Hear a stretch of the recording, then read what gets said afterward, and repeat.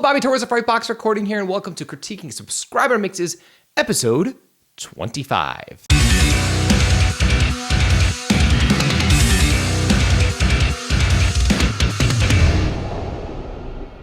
So before we dive into this group of mixes submitted by my loyal subscribers, I just want to let you know that if you're looking to improve the sound of your mixes and your productions, I don't care if you're using an analog console, outboard gear, stock plugins, overpriced expensive plugins, Reaper, Pro Tools, Logic, Cubase, it doesn't matter. If you want professional sounding results, what it really comes down to is understanding basic EQ and compression. And because of this, I'm offering you direct access for absolutely free to my crisp and clear heavy mix formula. The heavy mix formula is comprised of three primary components: a mixing cheat sheet that contains all of my EQ and compression starting points whenever I start a mix. Within the PDF guide, there are clickable links to private mixing tutorials where I break down all of the main components for all of the main instruments within a heavy production, and each private tutorial comes with a multi-track download so you can have access to the exact same raw multi-track that I'm using in the lesson. Again, the crisp and clear heavy mix formula is absolutely free, and you can have direct access right now by clicking the link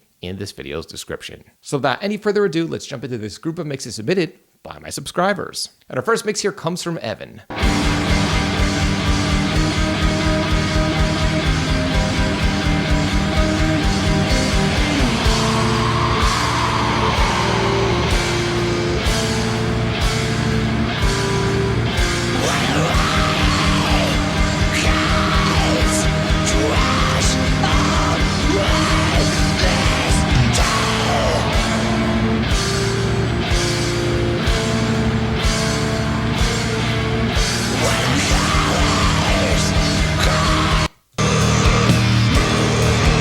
Oh, there's the snare drum. I was wondering where the snare drum was. I'm gonna continue it from here.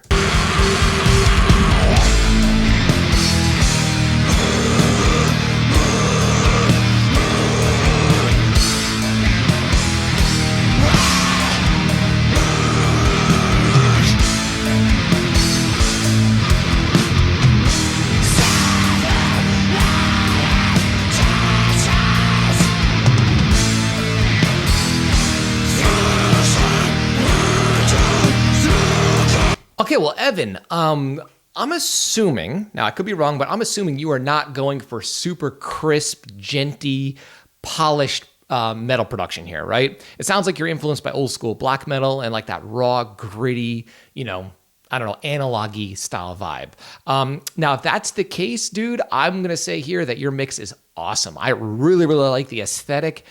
And this is honestly here, I feel it's raw, but good sounding, if that makes sense. It's clearly not super crisp, but that's okay. I could hear all of the musical ideas nice and clear. There's a dingy atmosphere to it, but it doesn't sound like a production where you're just sticking, like a lot of these things that people send me where they say they want them to sound raw. They literally sound like they took their iPhone and stuck it in the corner of a room and pressed record. That's not the case here. It sounds like a production. It sounds like an old school production. It sounds like it was recorded on analog tape. I'm not sure if it was or not, but that's what it sounds like to me. I think it's killer. I can tell you're a great musician and that you have a great group of guys playing on this track. My only note, and this is really, if I had to nitpick something, is that the snare drum, which I love the tone of, by the way, it has a nice fat kind of vintage vibe, is that the snare is a little loud. So it's really poking through the mix. But again, that's if I'm really looking to nitpick something. If you like the snare louder, I'd say stick with it. I think the production is killer. If you're going for that raw, analog, kind of dingy black metal aesthetic, I think this is, because the thing here is it sounds warm to me. It doesn't sound harsh. It sounds like I want to listen to more of it. I don't want to turn it off, if that makes sense. So, dude, great mix here, man. And let me know about your future work. I'd like to hear more. Thanks for your submission. All right, our next mix here comes from Johnny.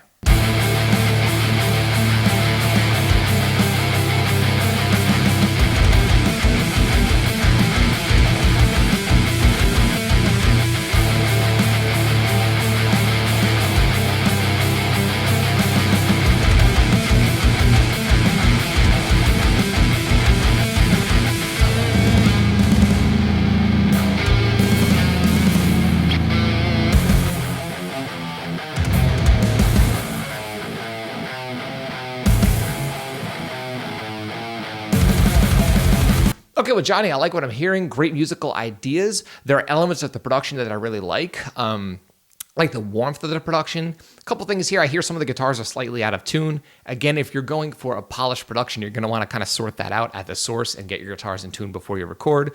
If you want a more raw style production and old school and kind of demo-esque sounding production, then leave the out of tune guitars in.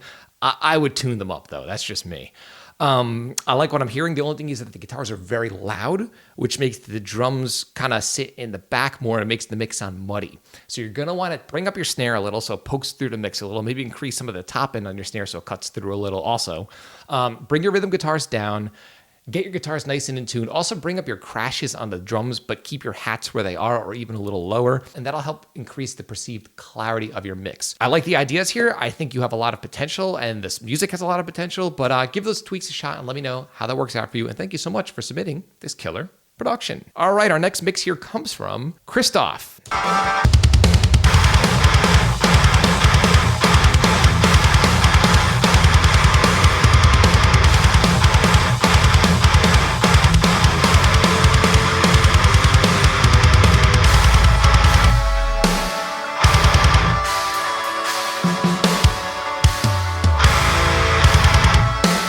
Okay, Kristoff, I like what I'm hearing.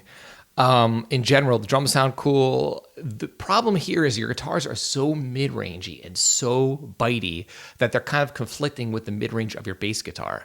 So what I would do if this were my production and my mixes, I would kind of try and go for a guitar tone that's a little more, I know this is a little abstract sounding, but going for something that's a little more balanced. Not super bitey, not super low-endy, not super bright, something that's nice and balanced overall. And the way you could achieve this is just by using a solid impulse response. I don't know what you're using for guitars here, but if you're struggling with finding a decent impulse response, I recommend using mine. It's one that I've captured out of my studio that I use on a lot of my productions. And it's a nice balanced IR, so you don't have to go crazy, EQing your guitars to death, because that's definitely the thing here is that your guitars are conflicting with the mid-range of your bass.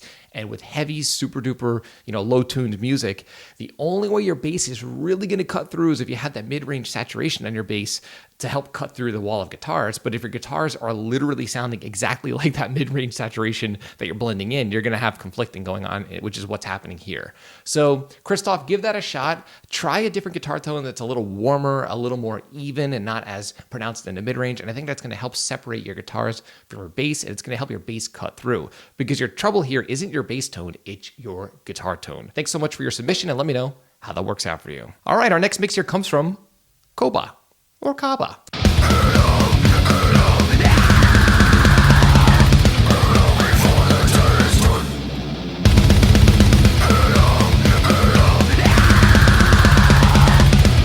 Okay, Kaaba, really like what I'm hearing. You have to add automation to that snare drum. Okay, this is a mistake that a lot of home studio owners make where they spend all this time worrying about details like amp sims and what drum software they're gonna use, when in reality, what professionals do is spend a lot of time on automation to help breathe life into the music. Now, if you're using programmed drums, you're gonna want them to sound as human as possible, and a lot of that has to do with the dynamics that you program. Simple. If you think about a drummer playing in a room, when he blasts, he's not going to be blasting at the same intensity as when he's playing rim shots or a regular beat. So you have this beat that's kind of fast and thrashy, and then he goes into the blasting here, and the blasting is just as loud as the thrash beat on the snare. You're going to want to take that snare drum and, decrease the intensity or the velocity on the MIDI. And if you're working with samples and you're not using MIDI, then at least, reduce the overall level with some automation. When I say automation here, that could be interchangeable between volume automation on a regular audio track or reducing the velocity or velocities on your MIDI information. Mix sounds cool. Guitar tone sounds cool. Vocals sound cool. Sounds nice and warm. Nothing sounds harsh here. But that would be my main note. That's what stuck out to me right away and kind of took me out of the song. So automate your snare drum and drums in general and music in general. Thank you for your submission. All right, our final mix here comes from Rob.